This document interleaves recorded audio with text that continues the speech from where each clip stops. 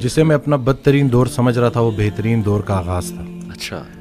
پہلے ہوا میں اکیلا, کیونکہ میں نے ایک ڈیسیجن لیا, سب نے چھوڑ دیا, ٹھیک ہو گیا.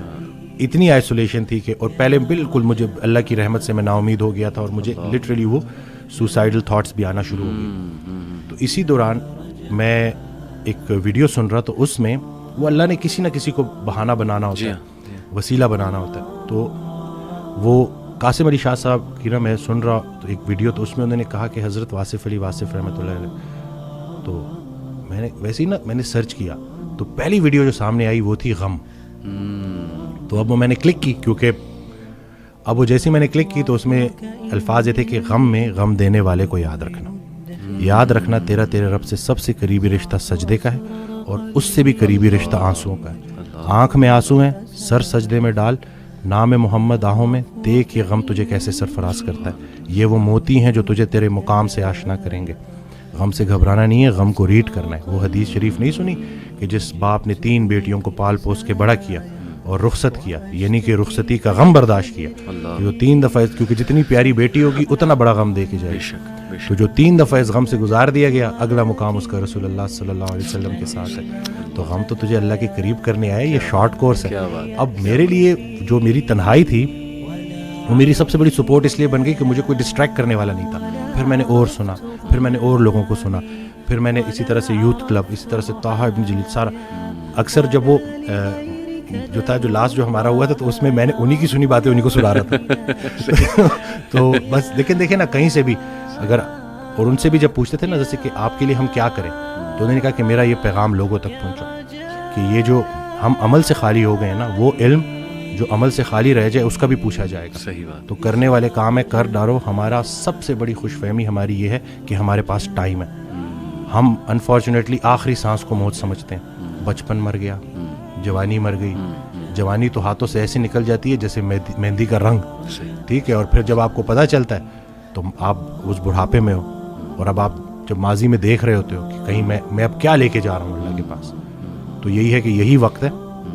تو جس ٹائم میں گلہ کر رہا تھا, شکوے کر رہا تھا, اور پھر انہوں نے کہا کہ خواہش ٹوٹنے کا اور اس غم سے نکلنے کا ایک ہی طریقہ ہے کہ کوئی ایک خواہش ایسی ڈیولپ کر لی جائے جو باقی تمام خواہشات پہ بازی لے جائے, لیکن وہ خواہش ٹھہرنے کی نہ ہو, جانے کی ہو. فکر آخرت تمہیں دنیا کی ہر فکر سے آزاد. صحیح بات, صحیح بات. جو بن دیکھے رحمان سے ڈرتا تھا وہ تب نہیں ڈرے گا جب دیکھے گا. صحیح بات. بلکہ لاسٹ جب میں لاہور آیا تھا تو یہ میں نے وہ ٹی وی لگایا تو وہ قرآن کی, تو اس میں نا اس کی آیت, اس کا ترجمہ کہ قرآن پاک میں اللہ تعالیٰ کہتا ہے, ارشاد فرماتے ہیں کہ تم وہ وعدہ یاد رکھو جو تم نے مجھ سے کیا تھا, میں وہ وعدہ یاد رکھوں گا جو میں نے تم سے کیا تھا. تو ہم نے بس وہ وعدہ کیا تھا.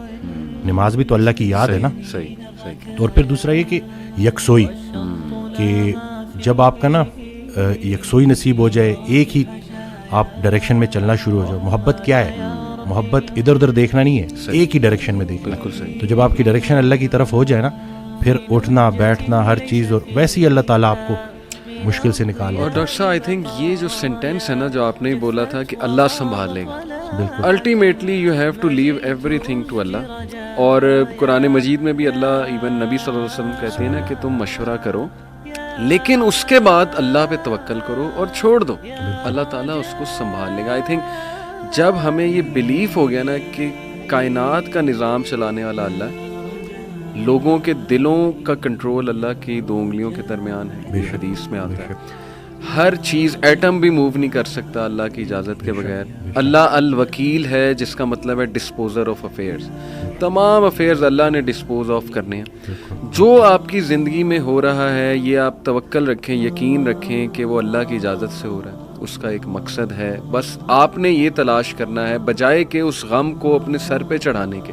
جیسے آپ نے کہا you just have to find out کہ یار یہ آیا کیوں ہے, اس کا مقصد کیا ہے, یہ مجھے کیا سکھانا چاہ رہا ہے. اور سجدے میں جا کے بندہ رو پڑے اللہ کے آگے, اللہ سے تقویت مانگے, اللہ سے کہے کہ اللہ مجھے پرسپیکٹیو دے. بلکہ میں ایک کوٹ پڑھ رہا تھا, ایون دو ہی از اے نان مسلم رائٹر ہے بہت بڑا, میرے ذہن سے ابھی خیر نام نکل گیا, انہوں نے بڑی کمال کی بات کی. انہوں نے کہا O my lord make me brave and مجھے ایسی سکت دے کہ میں اپنے غم سے وہ ریزن ڈھونڈ سکوں کہ یہ آیا کیوں ہے. سبحان اللہ. یعنی ایون دو از اے نان مسلم لیکن یہ کہ اتنی اس میں عقل ہے کہ وہ یہ دعا کر رہا ہے. تو یہی بات ہے کہ وزڈم فائنڈ آؤٹ کرو کہ یہ کیوں آیا ہے. اور بلکہ میں ڈاکٹر صاحب ایک میرے دوست ہیں بڑے اچھے اسکالر ہیں, انہوں نے ایک بڑی پیاری بات کی. انہوں نے کہا کہ جب بندے پہ غم آئے نا تو چلو کچھ دیر غمگین رہنا یہ نیچرل ہے, فطری ہے. رسول اللہ صلی اللہ علیہ وسلم پہ بڑے غم آئے.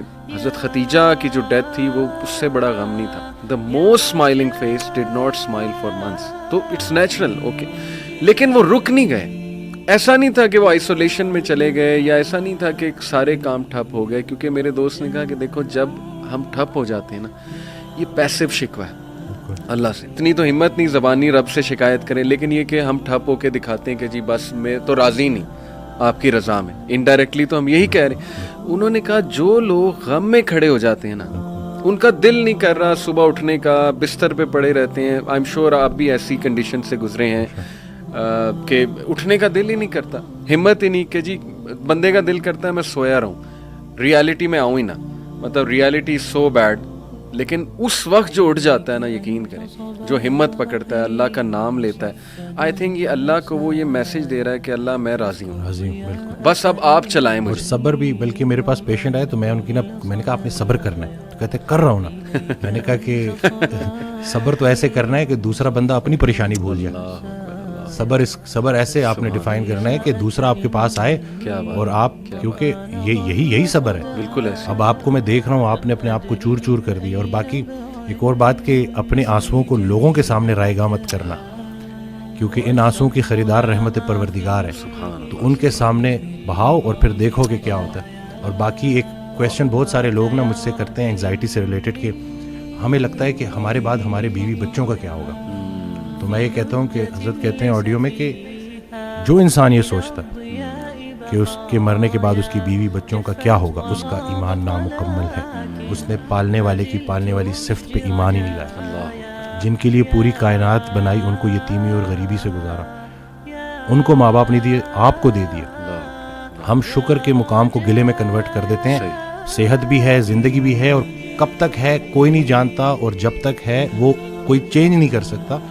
تو پھر ابھی کیوں پریشانی لیتے ہیں؟ کیا ان بچوں کو ہم پال رہے ہیں؟ صحیح بات. کیا ہم خود کو پال رہے ہیں؟ کیا ہم اس قابل ہیں؟ بے شک. قد پہ حد کا پہرا, صحت پہ بیماری کا پہرا, اور اتنے پہروں میں پیدا کیا ہوا انسان چاہتا کیا ہے؟ آزادی. تو یہ کر کے دیکھ لیں. صحیح.